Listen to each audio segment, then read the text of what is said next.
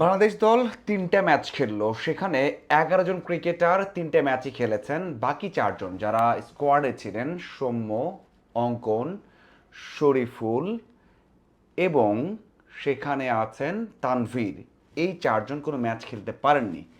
এই যে ১১ জন খেলেছেন ৩টা করে ম্যাচ, কেমন খেললেন এবং তাদেরকে কত পয়েন্ট দেয়া যায়?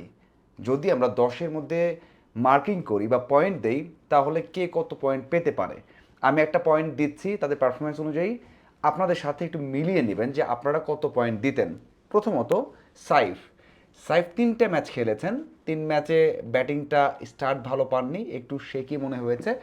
প্রথম ম্যাচে করেছিলেন ৪ রান, পরের ম্যাচে ১২ এবং সবশেষ ম্যাচে করেছেন ৩৬ রান। তার মানে তার রান হচ্ছে ৩ ম্যাচে ৫২। এই যে ৫২ রান, সেখানে আপনি কত দিতে পারেন? মানে ইম্প্যাক্ট রাখতে পারেননি, পারফরমেন্সটা ভালো করতে পারেননি। আমার মনে হয় সাইফ এই সিরিজে পাবেন ৩ পয়েন্ট। এরপর আসা যাক তার ওপেনিং পার্টনার তানজিদ হাসান তামিম, যিনি দারুণ করেছেন। প্রথম ম্যাচে করেছেন ৬৭, পরের ম্যাচে ১ এবং সবশেষ ম্যাচে ক্যারিয়ারের প্রথম 100 করেছেন ১০৭ রান।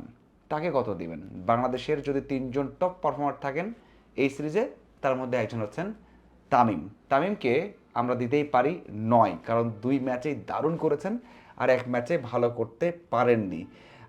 এই দিক থেকে অবশ্যই বলতে হয় যে শান্ত, যার উপর অনেক ভরসা ছিল, ব্যাটার, আগে ক্যাপ্টেন্সি করেছেন, এখন মিরাজ ক্যাপ্টেন্সি করছেন, তার অধীনে ভালো করতে পারছেন না।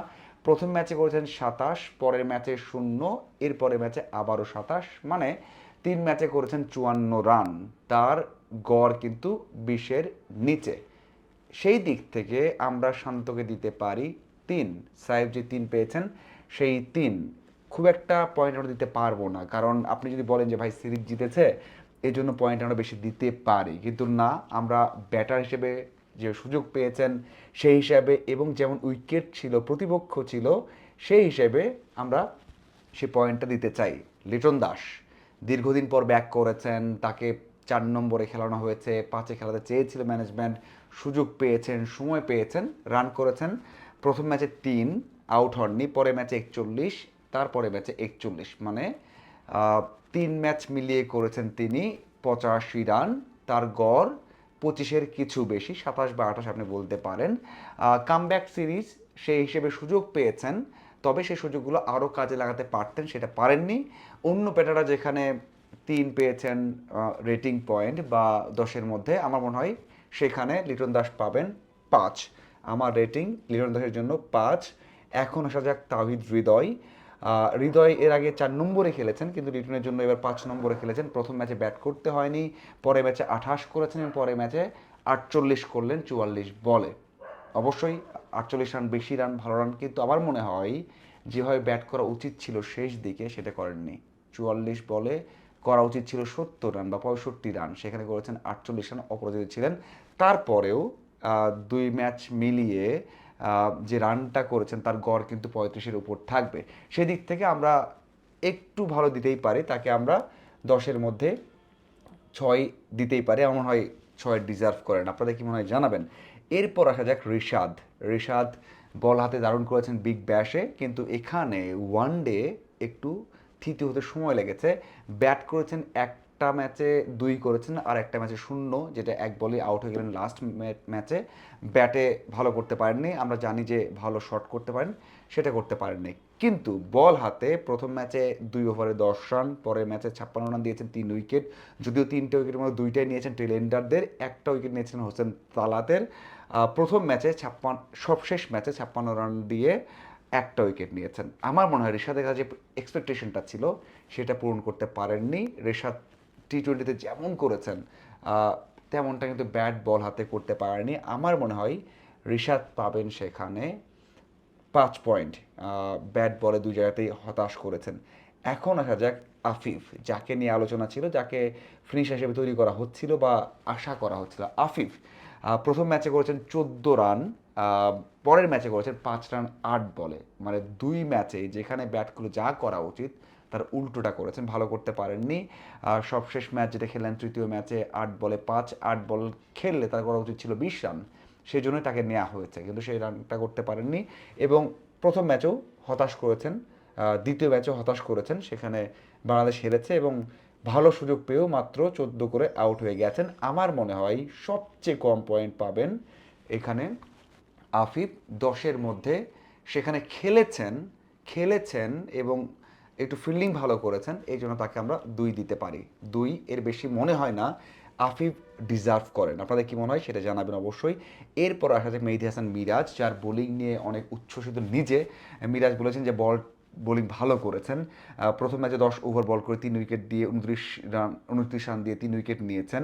এরপরের ম্যাচে 2 উইকেট নিয়েছেন। সবশেষ ম্যাচে 37 রান দিয়ে কোনো উইকেট পাননি, ইকোনমিক্যাল বল করেছেন। বল হাতে ভালো, কিন্তু ব্যাট হাতে একটা ম্যাচে ব্যাট করেছেন, 1 রান দিয়েছেন।